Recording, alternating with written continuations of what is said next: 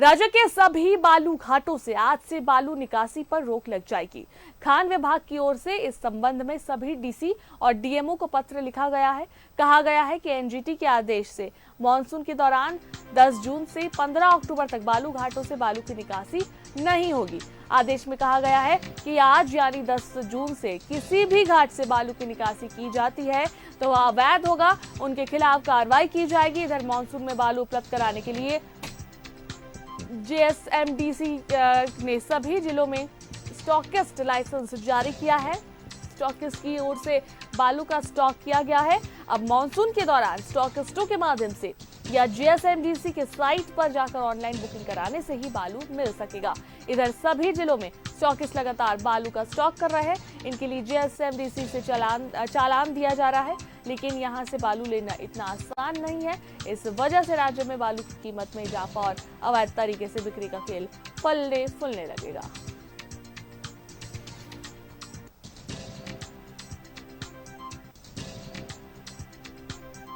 तो झारखंड में आज से 15 अक्टूबर तक घाटों से बालू निकासी पर रहेगी एनजीटी की रोक।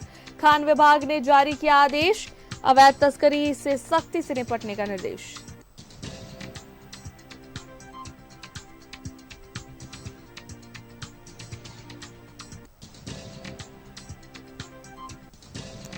आपको बता दें, खान विभाग ने जारी किया ये आदेश।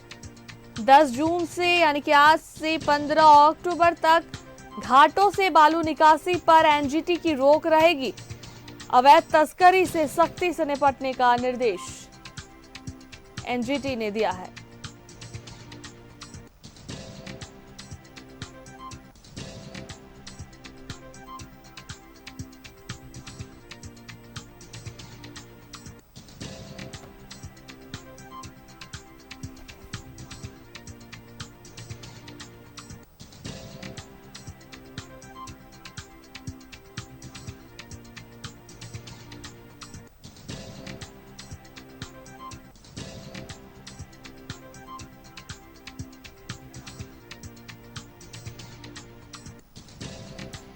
तो झारखंड में आज से 15 अक्टूबर तक घाटों से बालू निकासी पर एनजीटी की रोक रहेगी। खान विभाग ने जारी किया आदेश, अवैध तस्करी से सख्ती से निपटने का निर्देश एनजीटी की तरफ से।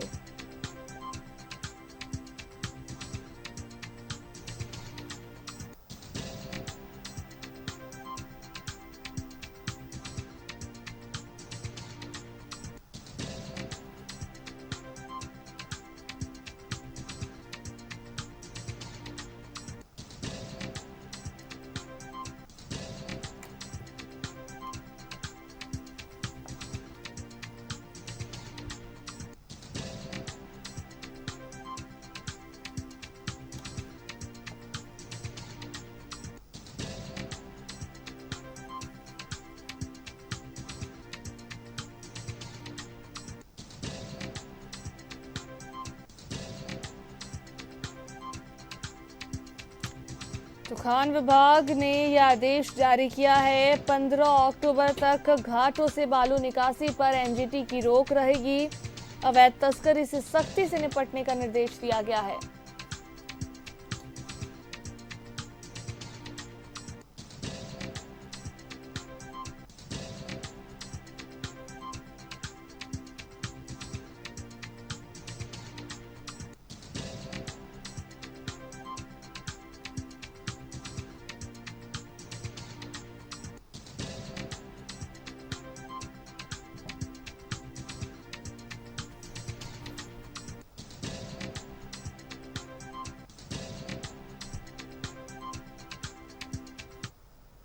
राज्य के सुखदेवनगर थाना क्षेत्र के रहने वाले व्यक्ति का अपहरण हो गया था। अपहरण की शिकायत मिलते ही एक्शन में आई रांची पुलिस और रांची सहित कई इलाकों में एक साथ छापेमारी की गई।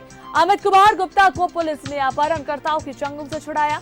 पीड़ित से पूछताछ हो रही है, कई आरोपी भी हिरासत में है।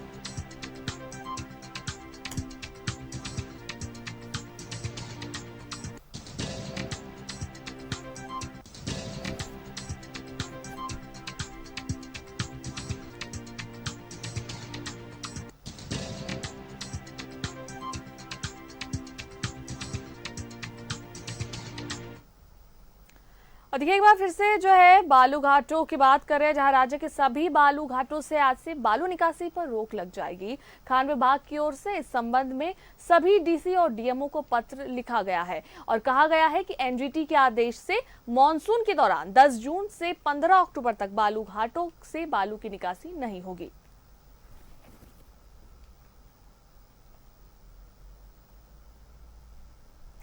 और इस पर अधिक जानकारी और बातचीत के लिए हमारे संवाददाता दीपक हमारे साथ जुड़ रहे हैं। सीधा उनका रुख करते हैं। दीपक, देखिए आज से यानी कि 10 जून से अक्टूबर तक जो है राज्य के सभी बालू घाटों से बालू की निकासी पर जो एनजीटी रोक लगा दी है और अगर जो कोई बालू निकासी करता है तो उसे अवैध करार दिया जाएगा। फिलहाल क्या कुछ बातें आ रही है इस बालू एनजीटी की तरफ से जो रोक लगाई गई है बालू घाटों पर बालू निकासी को लेकर, क्या कुछ और बातें आ रही है इसे लेकर? जी बिल्कुल, एनजीटी के आदेश पर आज से लेकर के 15 अक्टूबर तक जो है बालू के खनन पर पूर्ण रूप से रोक लगा दी गई है। यानी कि झारखंड प्रदेश में कहीं भी किसी भी बालू घाट से बालू का खनन, बालू का उठाव नहीं होगा। लेकिन इस टाइम पीरियड में बालू का उठाव नहीं होगा तो ऐसी परिस्थिति में जो कंस्ट्रक्शन का कार्य है, जो लोग घर मकान बना रहे हैं जिसे बालू की ज़रूरत है, तो उसकी ज़रूरत को पूरा करने के लिए जो है वो खान सचिव के आदेश पर सभी जिलों के डीएमओ को नोटिस जारी किया गया था कि आज से पहले यानी कि 10 जून से पहले जो है बालू का स्टॉक करा ले और जिन लोगों को लाइसेंस दिया गया है बालू स्टॉक करने का तो उन लोगों को बालू स्टॉक करने का निर्देश दिया गया था। लेकिन सबसे बड़ी बात है कि अब तक कितना बालू स्टॉक किया गया है, हो पाया है, इसकी कोई अभी तक कोई जानकारी जो है वो साझा नहीं की गई है, जानकारी नहीं दी गई है। तो इस परिस्थिति में लोगों में भी एक अपोहा की स्थिति बनी हुई है कि बरसात में जब बालू का खनन नहीं होगा बालू कहाँ से मिलेगा, तो ये लोगों के मन में ये सवाल है। लेकिन अब देखना होगा कि बालू का जो स्टॉक है वो कितना हो पाया है, ताकि इस बरसात के समय में जब बालू का खनन बालू का उठाव नहीं होगा उस परिस्थिति में भी लोग अपने मकान घर जो है वो बना पाए, कंस्ट्रक्शन का काम कर पाए। तो अब देखना होगा इसके लिए। तो अब जब जो बालू का स्टॉक हुआ है उसका जब डेटा जब सार्वजनिक की जाएगी तभी पता चलेगा। लेकिन झारखंड प्रदेश में आप देखें तो कई ऐसे बालू स्टॉक करने वाले लोग हैं जो अवैध तरीका से बालू का स्टॉक करते हैं। हमने कुछ दिन पहले भी इसकी खबर दिखाई थी प्रमुखता से कि राजधानी रांची में ही सैकड़ों ऐसे लोग हैं जो बालू का स्टॉक करके ऊंचे दाम में बालू को बेचते हैं। खासतौर पे बरसात के समय में जब बालू का उठाव रुक जाता है, बंद हो जाता है, तो उस समय बालू को 2 गुने से 3 गुने दाम में बेचा जाता है। तो ये राजधानी रांची में ऐसी बालू की अवैध तरीका से जो खेल है वो धड़ल्ले से जारी है। जिस भी इलाके में आप जाएंगे वहाँ पे बालू का जो स्टॉक है वो आपको देखने को मिलेगा, जबकि लाइसेंस जो दी जाती है एनजीटी के द्वारा, खान विभाग के द्वारा, उन्हीं को बालू का स्टॉक करने का अधिकार है और वही बालू स्टॉक करके वो बालू बेच सकता है। लेकिन राजधानी रांची में ही अगर सैकड़ों ऐसे लोग हैं जो कि बालू स्टॉक करके अवैध तरीका से ऊंचे दाम में 2 गुने से 3 गुने दाम में बालू को बेचते हैं, तो इसका सीधा असर आम लोगों के पर पड़ता है। चूंकि मकान बनाने वाले जो लोग हैं जो मकान बना रहे हैं तो उन्हें अधिक दामों में बालू को खरीदना पड़ता है और उसके बाद वो कंस्ट्रक्शन का काम कर पाते हैं।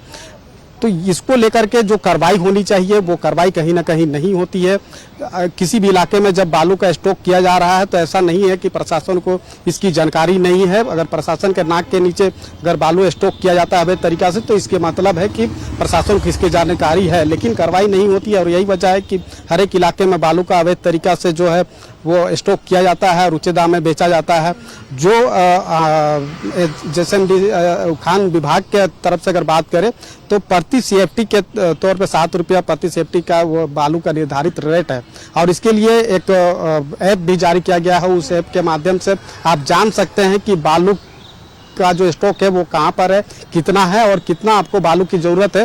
वो बालू को आप खरीद सकते हैं, आपके घर तक वो बालू पहुँच सकता है। लेकिन यही लोगों को अब तक पता नहीं है, जो विभाग के तरफ से ये जानकारी नहीं दी गई है कि बालू कितना स्टॉक किया गया है। तो कहीं ना कहीं वो एक तरह का वो जो ऐप है वो एक आई वास है और आई वास के तौर पे उसे लोग देखते हैं, उसका कोई फलाफल जो लाभ है वो नतीजा जो लोगों को नहीं मिल पाता है। तो झारखंड प्रदेश में जो बालू का अभी जो आज से लेकर के 15 अक्टूबर तक बालू का जो खनन है पूर्ण रूप से रोक लग जाएगा। तो इस दरमियान बालू का जो बालू के इस्तेमाल से जो कंस्ट्रक्शन काम है वो कैसे होगा, ये बहुत बड़ी सवाल है। दूसरी बात है कि मजदूर वर्ग के लोग जो कि दूसरे जिलों से, दूसरे राज्यों से पलायन होकर के राजधानी रांची पहुंचते हैं और यहाँ पर कंस्ट्रक्शन का काम जो होता है उसमें मजदूरी का काम करते हैं। जब बालू ही नहीं मिलेगा तो जाहिर सी बात है कि मजदूरों को भी काम नहीं मिलेगा। तो कहीं ना कहीं बालू की वजह से कई लोगों का जो रोजगार है वो जुड़ा होता है। तो ऐसी परिस्थिति में अब देखना होगा कि बालू जो है वो कितना स्टॉक हो पाया है और इसका क्या जो कंस्ट्रक्शन के काम में कितना उसका प्रभाव होता है, तो ये देखने में जरूर मिलेगा। क्योंकि बरसात के समय में लोगों को इसका खासा तौर पे इसका नुकसान भी देखने को मिलता है और जब बालू नहीं मिलेगा तो जाहिर सी बात है कि लोगों की परेशानी जो है वो बढ़ेगी ही।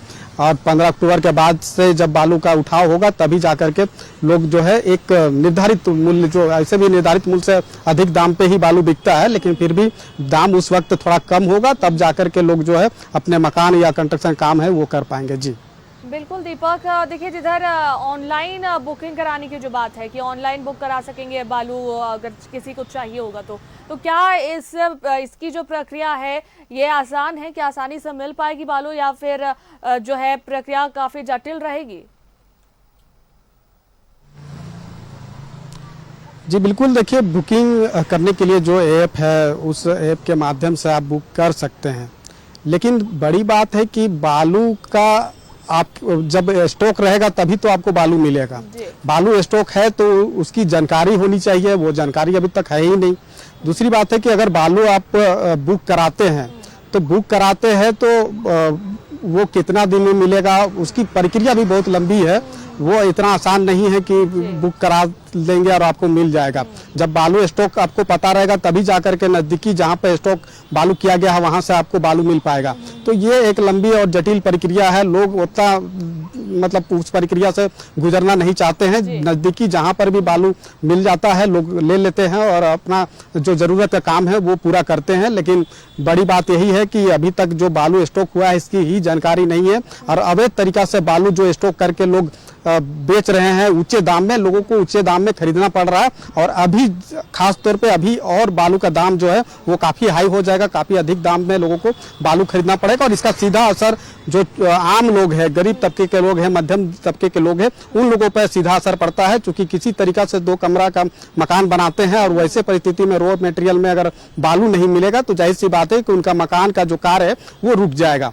तो और वो इंतजार करेंगे कि जब 15 अक्टूबर के बाद जब बालू का दाम कम होगा, बालू का खनन शुरू होगा और कम होगा, उसके बाद वो बालू का खरीद सकेंगे और कंस्ट्रक्शन का काम, मकान का काम, घर बनाने का काम जो है वो कर पाएंगे। तो बहुत निचले और तबके, गरीब तबके के लोग हैं वो 15 अक्टूबर के बाद का इंतजार करेंगे। लेकिन जो बड़े बड़े कंस्ट्रक्शन का काम है, कई सरकारी योजना के तहत जो मकान, भवन या सड़क का जो निर्माण कार्य चल रहा है तो उसके काम पर भी असर पड़ सकता है। अगर बालू स्टॉक उतना नहीं हो पाया होगा जितना जरूरत है तो उस पर भी जो है व्यापक तौर पे असर पड़ेगा। और खास तौर पे मजदूर तबके के लोग जिसका जीवन यहाँ पर मजदूरी करने से गुजरता है, चलता है, और उनको जब काम नहीं मिलेगा तो जाहिर सी बात है कि मजदूर तबके के लोगों को पर भी जो है इसका असर है वो देखने को मिलेगा। जी बिल्कुल दीपक, तो चलिए अब देखने वाली बात होती है कि स्टॉक में कितना बालू है और जहां पर ज़रूरत होती है वो ज़रूरत पूरी हो पाती है उन लोगों की या नहीं, या फिर 15 अक्टूबर के बाद का इंतजार रहेगा सभी को। बहुत बहुत धन्यवाद तमाम जानकारियां देने के लिए दीपक।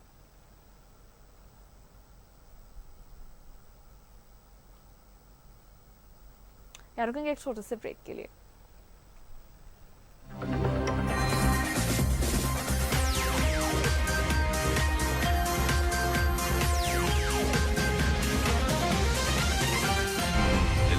सच है तो दिखेगा।